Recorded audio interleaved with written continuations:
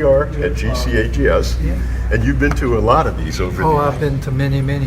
Well, it's great to be here at the San Antonio meeting, and we were having a great conversation at breakfast yesterday, and you were telling me how you're still, you've got an office and how you're still staying really Absolutely. active. So could you say a few words about AAPG and what it means to you?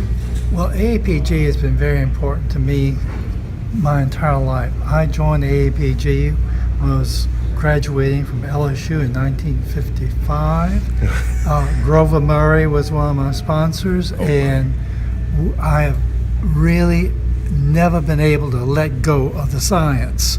I just can't. Well, so you mentioned that you've been retired for 26 years, yet you're still as active now as you were. Yes, that's true. It's true. I mean, why do you do that, and what do you get out of that? What's meaningful to you out of that? I just can't quit learning. I think that's the most important thing. That's why I was just listening to John Dribbis on all these interesting things that he was showing about these pock marks. I had heard about it, but that was a wonderful talk. I've learned some stuff, some new information. So it's geology is so multifaceted. There's so many things you can learn, and that's why I just keep going ahead. Now, you've been involved, you're active on the local level, very active in the GCAGS level, and very active for many years on the APG national level. So can you say a word or two about APG? What is special to you? APG, I think, is a fraternity of individuals that really, really keep our energy business going. It's these discovery thinking forums that you have created. I mean, that's a very, very important thing, a dynamic that just keeps going ahead for forging new ideas and these mega basin things that you've come up with. That's very important. AAPG is the moving dynamic for the energy business. That's my feeling. If it wouldn't be for AAPG, we'd be in bad shape. So it sounds to me that AAPG keeps you fired up. Oh, it does. The experiences, and we were talking about Doris Curtis the other day. Oh yeah, and my good friend. You've written papers with her, and oh yeah. She's one of the APG greats, as are you, and it's really fun to talk about some of the great people over the years. So you mentioned Grover Murray. So is there anybody else that stands out that you've enjoyed or had a great experience or helped mentoring you in some way? Well, my biggest mentor at LSU was Henry V. Howe.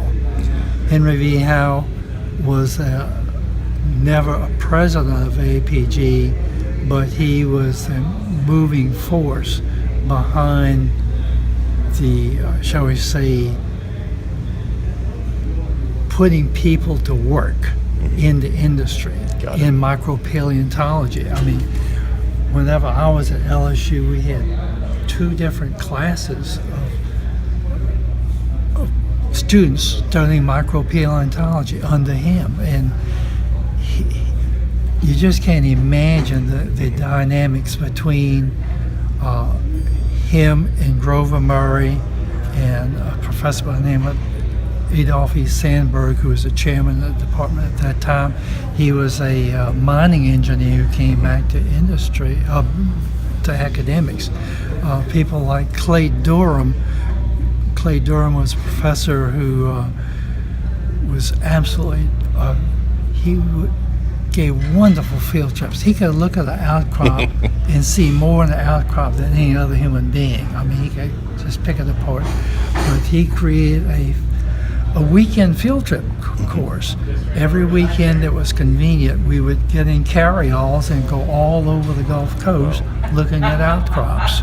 So it's these kind of people that kind of nurtured my interest in geology, and I was just fortunate to be in the right place at the right time with the right people, and Luckily enough for me, Shell had a small exploration company in Baton Rouge, which was my hometown.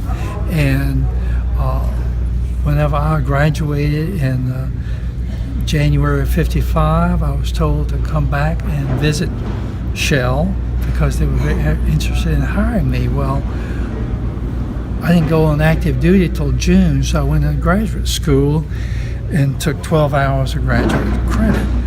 Well, I went off to Korea, came back, and I said, well, I really ought to finish that master's degree. And lo and behold, I got an assistantship.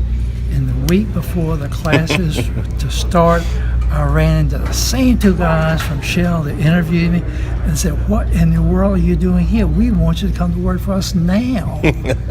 I said, oh my God. So I went to Dr. Sandberg, who was the chairman. I said, Sandy, I don't know what to do. He said, oh heck, he said, go ahead to work for Shell. If you don't like it, you can always come back.